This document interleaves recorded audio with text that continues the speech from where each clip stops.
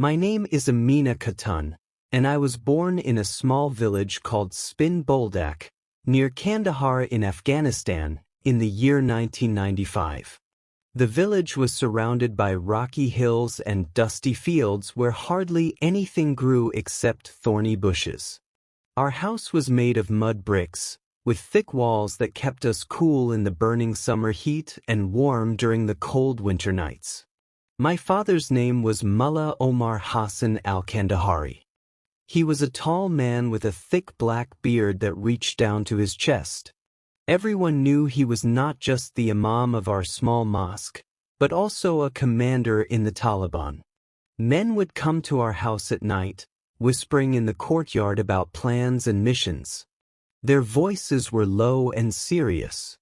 My father had special love for me and always kept to that.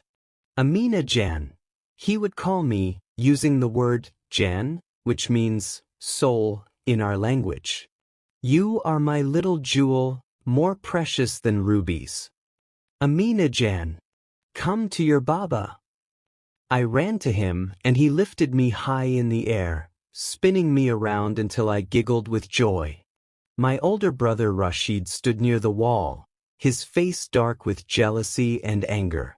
Rashid was 15 then, 3 years older than me, and he desperately wanted father's approval. But father was always hard on him.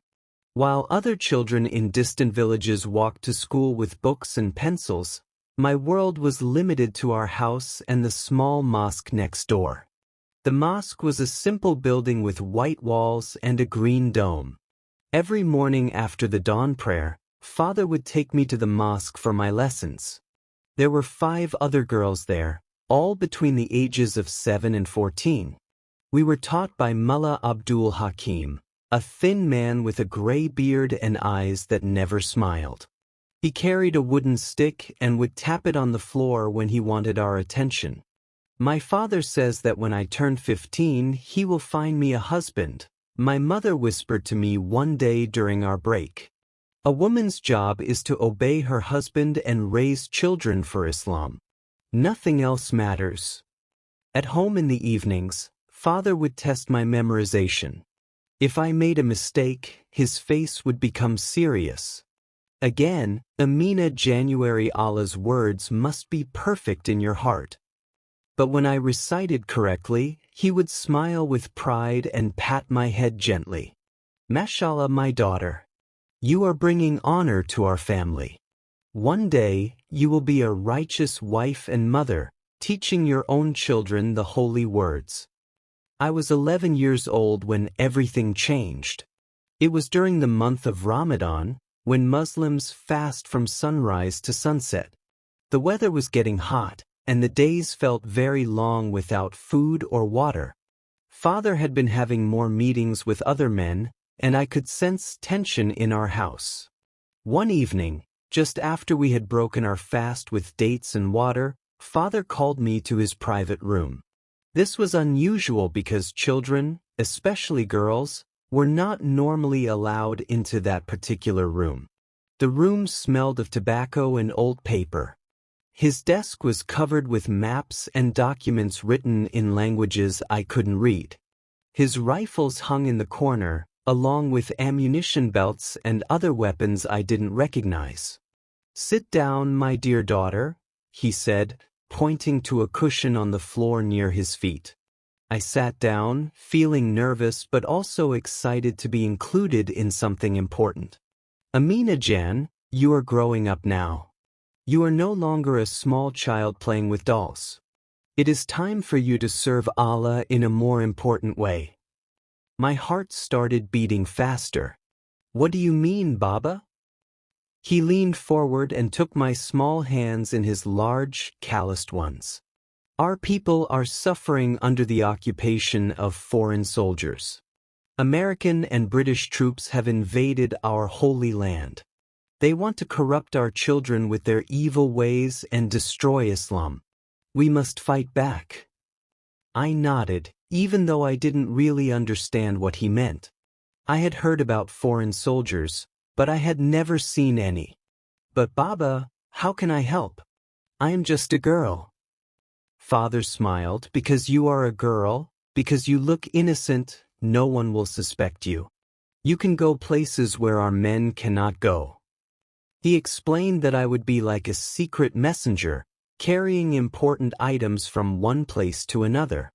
It is dangerous work, Amina Jan, but I trust you more than anyone else in the world. You are brave and smart, and you love your father, don't you? Yes, Baba. I love you more than anything. Then you will do this for me? For Allah?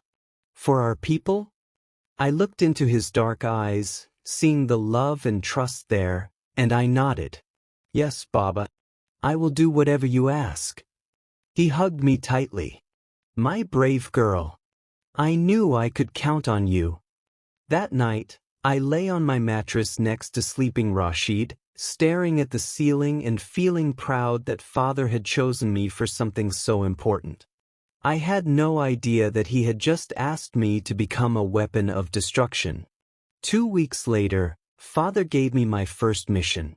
It was a Thursday morning, and the weekly market in our village was busier than usual. People came from surrounding areas to buy and sell goods, and the narrow streets were crowded. Father called me to his room early that morning, before the rest of the family was awake. Today is the day, Amina Jan, he said quietly. Are you ready? I nodded, though my stomach felt strange and fluttery. He handed me a small canvas bag, about the size of a loaf of bread. It was heavier than I expected, and when I held it, I could feel something hard inside, wrapped in cloth. This bag contains materials that will help our freedom fighters, Father explained. You must take it to the market and place it behind Haji Mahmud's spice shop. Do you remember where that is? Of course I remembered.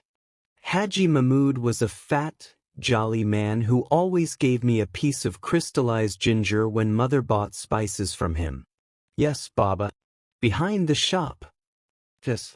There are some large sacks of rice stored behind his shop, near the back wall. Place this bag behind the sacks, then walk away normally. Do not run. Do not look suspicious. Just place it and leave, like you are going to shop somewhere else.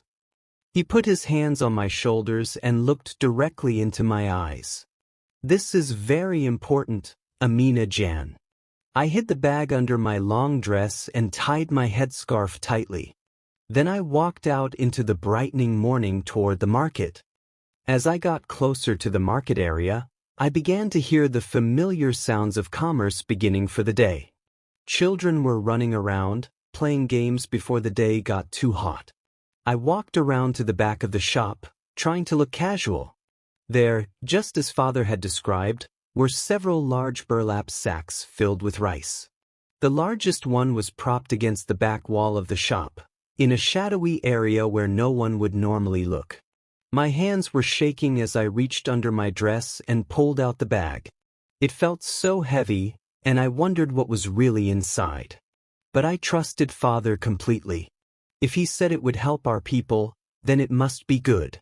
I quickly placed the bag behind the large rice sack, pushing it far back where it couldn't be seen. Then I stood up, smoothed my dress, and walked back toward the front of the shop. Amina Jan, called a familiar voice. It was Haji Mahmud, standing in his doorway with a big smile on his round face. How is my little friend today? Where is your mother? My heart nearly stopped. I tried to keep my voice normal. She is at home, Haji Sahib. I was rushing back home when it happened. The explosion was louder than anything I had ever heard in my life. It was like the mountains themselves were cracking apart. The ground shook so hard that I fell to my knees. The pomegranates rolled everywhere. People started screaming. Father was sitting in the courtyard, calmly drinking tea as if nothing had happened. Ah, Amina January. You're back. Did you do what I asked? I could barely speak. My whole body was shaking. Yes, Baba. I did it. He smiled and pulled me close to him. My brave, brave girl. You have struck a blow for freedom today. You have helped our people fight against oppression." But I didn't feel brave. I felt sick to my stomach. I kept thinking about Haji Mahmud's kind face. I wondered if he was hurt, or worse. Over the next 2 years, Father gave me 4 more missions. Each one was different, but they all ended the same way, with explosions, with people getting hurt, with me feeling more and more like I was drowning in darkness. The second mission happened when I was 12. Father gave me a package wrapped in white cloth and told me it contained medicine for sick children. "The government hospital in Kandahar doesn't have enough medicine," he explained. "Our friends have gotten some special medicine, but it must be delivered secretly, or the corrupt officials will steal it for themselves." The package was about the size of a book, and it felt heavy in my hands. Father told me to take it to Kandahar General Hospital, go to the 3rd floor where they treated children, and hide it in the bathroom cabinet under the sink. I had been to that hospital before, so I understood the description. I remembered the clean white walls, the smell of disinfectant, and the busy doctors and nurses rushing around in their white coats. Everyone there had always been kind to our family. The bus ride to Kandahar took 2 hours on bumpy dirt roads. I sat in the women's section at the back, holding the package under my dress and trying not to think about what might really be inside. Other women on the bus were talking about their sick relatives, hoping the doctors could help them. When I got there, I climbed the stairs to the 3rd floor, past the maternity ward where I could hear newborn babies crying, past the men's ward where I heard someone moaning in pain. The 3rd floor was the children's ward. The bathroom was at the end of the hall. I went inside and locked the door. My hands were shaking as I opened the cabinet under the sink. I pushed the package far back behind everything else, just as Father had instructed. As I walked back down, I took the bus home, feeling sick the whole way. 2 days later, we heard on the radio that there had been an explosion at Kandahar General Hospital.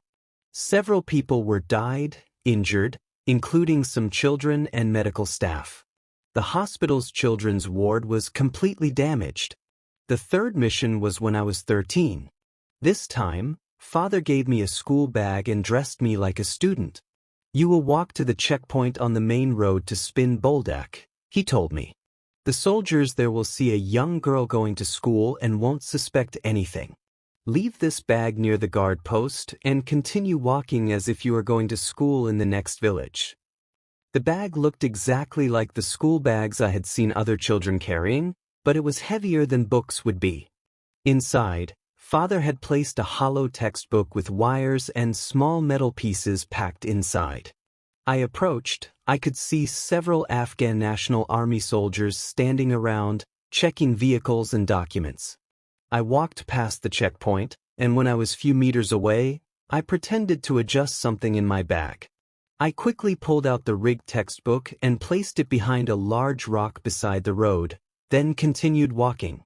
I had gone about half a kilometer when I heard the explosion behind me.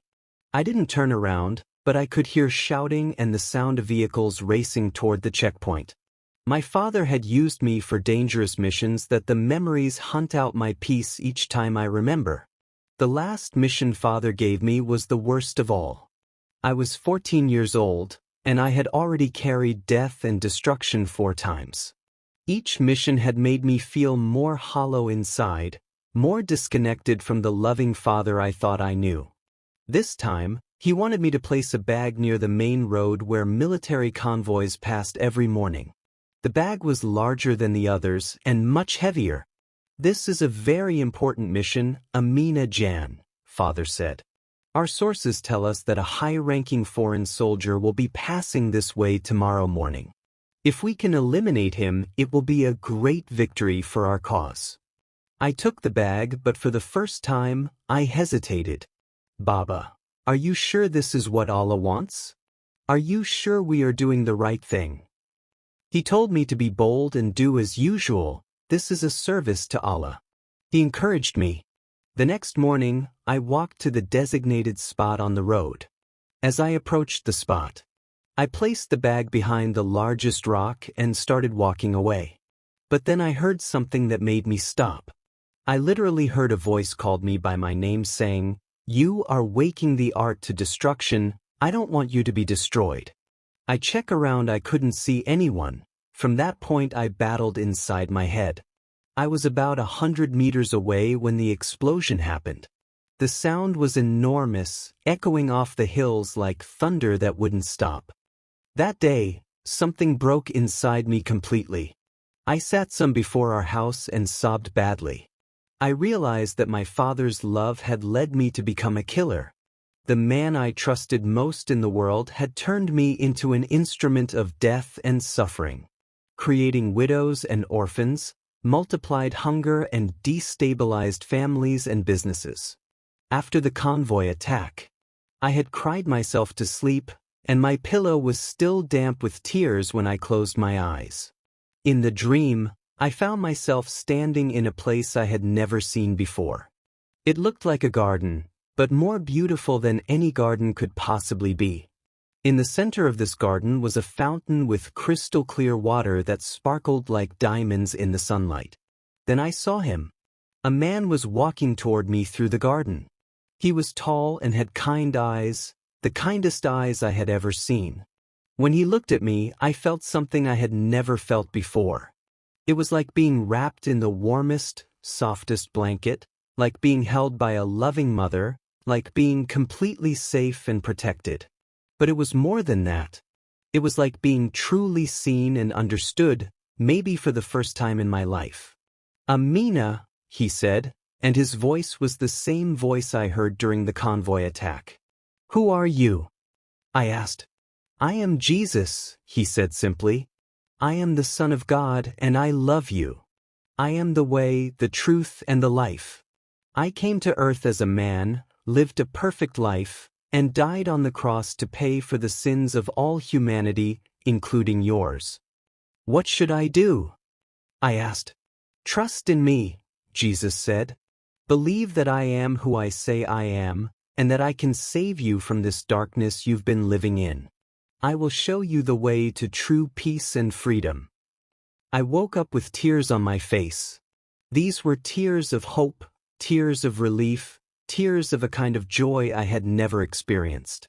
Over the next several months, Jesus appeared to me in many more dreams. Each time, he taught me something new about his love and about the true nature of God. During the day, I would go through the motions of my normal life, attending Quran lessons at the mosque, helping mother with cooking and cleaning, listening respectfully when father talked about his plans and missions. But inside, I was changing. The hatred and fear that had been growing in my heart were slowly being replaced by love and hope. I started praying secretly to Jesus every night after everyone else was asleep. I would whisper prayers under my breath, asking him to help me find a way to escape the life I was trapped in, and asking him to somehow save my family from the darkness they were living in. The opportunity for escape came sooner than I expected, but in the most tragic way possible. It was March of 2010, and I had just turned 15. Father had been planning what he called the biggest mission of our jihad, a coordinated attack on multiple targets in Kandahar city that would involve several suicide bombers and many improvised explosive devices. He had been meeting with other Taliban leaders for weeks, drawing maps and making lists of supplies needed. I knew he was planning to use me again, probably for an even more dangerous mission than before. On a Thursday evening, Father left the house with 5 other men to conduct what he called a reconnaissance mission. They were going to scout the locations they planned to attack. That night, I prayed harder than I had ever prayed before. "Jesus, please protect innocent people from whatever Father is planning. And please, if it is your will, help me find a way to escape this life." The next morning, we were awakened by the sound of vehicles approaching our house. Mother looked out the window and gasped. "Government soldiers," she whispered. A soldier knocked on our door. When Mother opened it, he spoke in a gentle voice. "Sister, I regret to inform you that your husband, Mullah Omar Hassan, was killed last night along with 5 other men. They were planning an attack on civilian targets when our forces intercepted them. There was a battle, and all 6 men died. Mother collapsed to the floor, wailing with grief. Rashid stood frozen in shock. But inside my heart, along with sadness at losing my father, I felt something else, relief, and a strange sense that Jesus had answered my prayer in a way I never expected. On the 3rd night after Father's death, while Mother was still receiving condolences from village women, I made my decision. I was used to hopping buses and traveling alone. One night, I waited until everyone was asleep, then I gathered a few essential items, a change of clothes, the little money I had saved, and a small copy of the Quran. I was afraid to travel without it in case I was questioned. I wrote a note to Mother explaining that I had to leave to keep the family safe and asking her forgiveness. Then I slipped out of the house and began walking toward the main road. I had no clear plan except to get as far away from Spin Boldak as possible. I knew that buses ran from the main highway to various cities, and I had enough money for a ticket to somewhere far away. How much to Herat? I asked the bus driver. 50 Afghanis for a young lady traveling alone, he said kindly. Are you sure you want to go so far? Where is your family? My father died, I said, which was true. I am going to stay with relatives. He looked at me with sympathy and helped me onto the bus. May Allah give you strength, daughter. The bus ride took most of the day, winding through mountain passes and across desert plains. As the bus carried me farther from my old life, I prayed silently, Jesus, I don't know what will happen to me, but I trust you. Now, several years later, I live freely as a follower of Jesus Christ, in company of few believers. My life is a testimony to the transforming power of God's grace. I was a child terrorist, manipulated into acts of violence by people I trusted. But God reached down into that darkness and lifted me out, cleaned me off, and gave me a completely new life. If you are reading this story and you are trapped in extremism or violence or hatred of any kind, I want you to know that there is hope for you too. No matter what you have done, no matter how far you have fallen, God's love is bigger than your sin. Jesus Christ died to pay for every wrong thing you have ever done, and He offers you forgiveness and a new beginning. May God use my testimony to bring hope to others who are still trapped in the darkness, and to encourage believers to never give up on anyone, because no one is beyond the reach of God's amazing grace. May God use my testimony to bring hope to others who are still trapped in the darkness, and to encourage believers to never give up on anyone, because no one is beyond the reach of God's amazing grace. But God demonstrates His own love for us in this. While we were still sinners, Christ died for us. Romans 5 verse 8. Therefore, if anyone is in Christ, the new creation has come. The old has gone, the new is here. 2 Corinthians 5 verse 17.